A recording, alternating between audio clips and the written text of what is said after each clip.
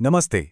कभी कभी ऐसा होता है ना कि दिमाग में कोई बहुत ही जबरदस्त आइडिया आता है और हम सोचते हैं वाह, पर कुछ ही देर में वो कहीं खो जाता है, धुंधला सा पड़ जाता है। आज हम एक ऐसे ही कमाल के फ्रेमवर्क को जानेंगे जो इन बिखरे हुए ख्यालों को एक साफ मकसद भरी शक्ल देता है। तो चलिए शुरू करते हैं सफर। और एक बात साफ कर दूं, ये कोई टिपिकल टू डू लिस्ट या प्रोडक्टिविटी हैक नहीं है। बिल्कुल नहीं। ये एक बहुत ही गहरी और कह सकते हैं एक सचेत प्रक्रिया है। यहाँ हर कदम सोच समझकर उठाया जाता है।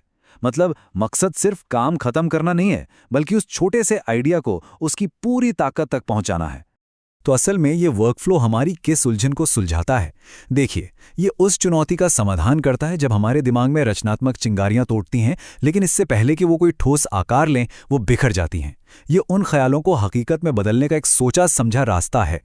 जैसा कि स्लाइड पे दिख रहा है, ये पूरी प्रक्रिया 9 कदमों का एक सफर है। हम एक एक करके हर कदम को समझेंगे और देखेंगे कि ये हमारे विचारों को कैसे एक खूबसूरत और मुकम्मल आकार देता है। हर महान विचार, आप जानते हैं, एक छोटी सी चिंगारी से ही शुरू होता है।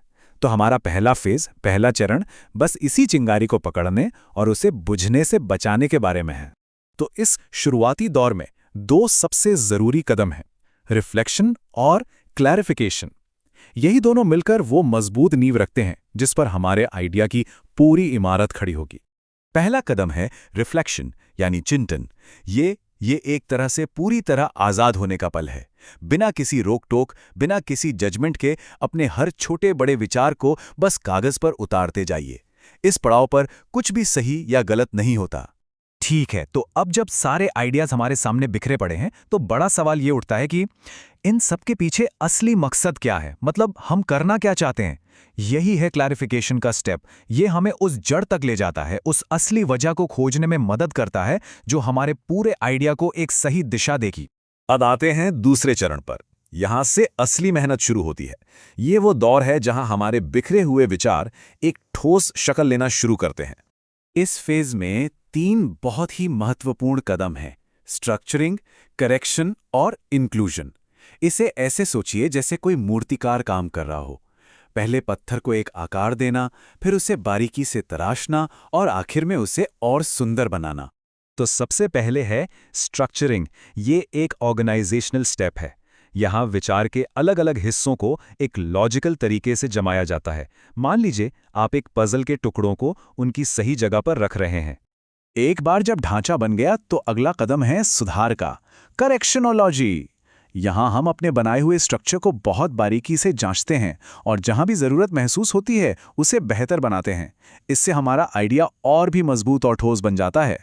और अब बारी है विचार को और गहराई देने की। इस स्टेप में हम नई जानकारी, शायद कुछ रिसर्च या दूसरे ख्यालों को जोड़ते हैं ताकि हमारे मूल आइडिया में और वजन आए और क्लैरिटी आए। चलिए, अब हम आखिरी चरण में पहुंच गए हैं। ये फेज आइडिया को फाइनल टच देने और जो भी मेहनत की है उसे सम्मान देने पर फोकस करता है। इस सफर के अंतिम 4 कदम ये पक्का करते हैं कि हमारा आइडिया अब ठोस है, सुरक्षित है और पूरी तरह से मुकम्मल है। इंटेग्रिटी चेक का मतलब है एक बार पीछे मुड़कर देखना और ये जांचना कि क्या हमारा फाइनल आइडिया अब भी उस असली मकसद से जुड़ा हुआ है जो हमने शुरू में तय किया था। ये हमें रास्ते से भटकने से बचाता है। अब डॉक्यूमेंटेशन, यानी जो भी हमारा पूरा आइडिया बना है उसका एक पक्का और साफ रिकॉर्ड बनाना।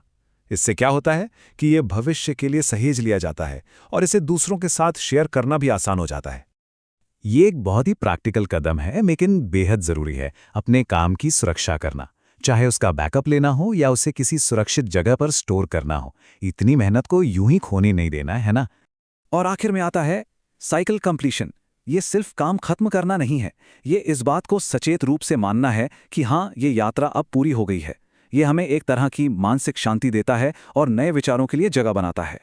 तो हमने ये 9 अलग अलग कदम देखे, लेकिन क्या कोई एक ऐसा केंद्रीय विचार है जो इन सभी को एक धागे में पिरोता है, एक साथ जोड़ता है? जरा सोचिए।